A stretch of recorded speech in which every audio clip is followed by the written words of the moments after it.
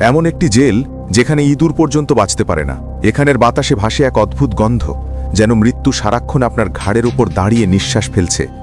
আপনি যদি 10 মিনিটের বেশি সেখানে দাঁড়ান, তাহলে আপনার দেহের ভেতরে বাসা বাঁধতে পারে ভয়ঙ্কর ভাইরাস, যে ভাইরাসে বন্দীরা ধীরে ধীরে পচে যেতে থাকে। এখানে মানুষকে খেতে দেওয়া হয় নর্দমার পচা খাবার, আর টয়লেটে নেই পানি। যেখানে থাকা উচিত 900 জন, সেখানে 3000-এরও বেশি বন্দী গাদাগাদি করে থাকে। এই জেলে ঢুকলে বেল্ট খুলে নিয়ে রাখে, আর বের হওয়ার সময় হাজার বেল্টের ভিড় থেকে নিজেরটা খুঁজে পাওয়া এক প্রকার অসম্ভব। আর এখানকার আইন ব্যবস্থা এত ধীর যে কেউ জানে না সে কবে বের হবে। কেউ কেউ তো বন্ধু স্বজনের মৃত্যু সংবাদ জেলের ভেতরেই পায়। এই জেল হলো মানবজাতির সবচেয়ে ভয়ঙ্কর অন্ধকার চিত্র। কিন্তু এই নরক ঘরের ভেতরে আছে আরও ভয়াবহ গোপন কক্ষ, যার কথা অনেক কারারক্ষী পর্যন্ত জানে না। এই জেল একদিন সাধারণ কারাগার ছিল, কিন্তু যুদ্ধ, অপরাধ আর দুর্নীতির বেড়ে যাওয়ার সাথে সাথে এখানকার লোকসংখ্যা হয়ে যায় 3-4 গুণ। দরজা ভাঙা, জানালা ছেঁড়া, ছাড়ে ছত্রাক আর দেয়ালে শুকিয়ে থাকা রক্তের দাগ, যা আজও পুরোপুরি মোছেনি। এই জেলের ভেতরে প্রথম বছরেই মারা যায় 126 জন বন্দী, বেশিরভাগই রোগে, ক্ষুধায় এবং নিষ্ঠুরতার কারণে। তবুও কেউ এই জেল বন্ধ করতে পারেনি, কারণ এখানে পাঠানো হতো দেশের সবচেয়ে ভয়ঙ্কর অপরাধীকে। কিন্তু আপনি ভাবছেন শুধু অপরাধীরাই কষ্ট পায়? ভুল। এখানে কাজ করা পুলিশরাও ভিতরে ঢুকলে বন্দীদের মতোই ভয় পায়। এখানে খাবার বলতে যা দেওয়া হয়, গরম ভাতে মেশানো নর্দমার পচা সবজি। একটা দুর্গন্ধ বের হয়, যেন কুকুরও খেতে চাইবে না। অনেকে কেবল বেঁচে থাকার জন্য এই খাবার জোর করে মুখে তোলে। টয়লেট একটা ছোট গর্ত, পানি নেই। একই গর্ত ব্যবহার করে 30-40 জন। গন্ধে নতুন বন্দীরা বমি করে ফেলে। যারা বহুদিন আছে তারা গন্ধ চেনেও না, কারণ তাদের নাকে আর গন্ধ ঢোকে না। তবে এর থেকেও ভয়ঙ্কর হলো এই জেলের পানিতে লুকিয়ে আছে এমন ব্যাকটেরিয়া, যা একদিনে মানুষের চামড়া গলিয়ে ফেলতে পারে। এই জেলের ধারণ ক্ষমতা 900 জন, কিন্তু এখানে থাকে 3000+ জন। ঘুমানোর বিছানা নেই। লোকজন মেঝেতে, টয়লেটের পাশে, ঘরের কোণে, যেখানে জায়গা পায় সেখানেই ঘুমায়। বন্দীরা বলে, আমরা মানুষ নই, আমরা প্যাকেট করা মাংসের মতো ফেলে রাখা।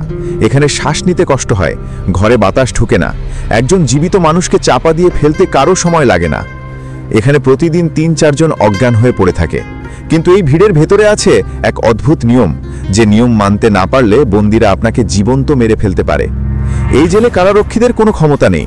এখানে আসল ক্ষমতা বন্দীদের হাতে। যারা শক্তিশালী তারা পুরো ব্লক চালায়। এদেরকে বলে ব্লক বস। তারা ঠিক করে কে কোথায় ঘুমাবে, কে কোন খাবার পাবে, কিছুক্ষণ পানি ব্যবহার করতে পারবে কিনা, কার জীবন থাকবে, কার জীবন যাবে। বহু নতুন বন্দীকে প্রথম রাতে পরীক্ষা দিতে হয়। যা টিকে গেলে বাঁচবে, না হলে মৃত্যুর পথেই হাঁটবে। যদি আপনি মনে করেন পুলিশ তাদের সাহায্য করে, তাহলে ভুল। এখানে পুলিশও তারা ব্লক বসের ভয়েই চলে।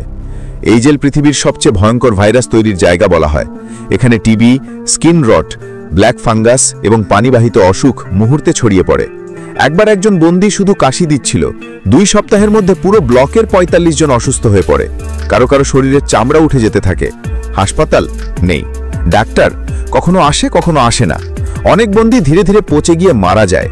কারারক্ষীরা বলেছে, এখানে আমরা বন্দীদের মতোই বন্দী, ভেতরে ঢুকলে জানি না বাইরে ফিরতে পারবো কিনা। ঘোষিত নিয়মের বাইরে আছে গোপন কক্ষ, যেখানে নিয়ম ভাঙলে বন্দীদের শাস্তি দেওয়া হয়। এই কক্ষগুলো অন্ধকার, আর্দ্র এবং বাতাসহীন। একজন বন্দী সেখানে 24 ঘন্টা থাকলেই সংজ্ঞাহীন হয়ে পড়ে।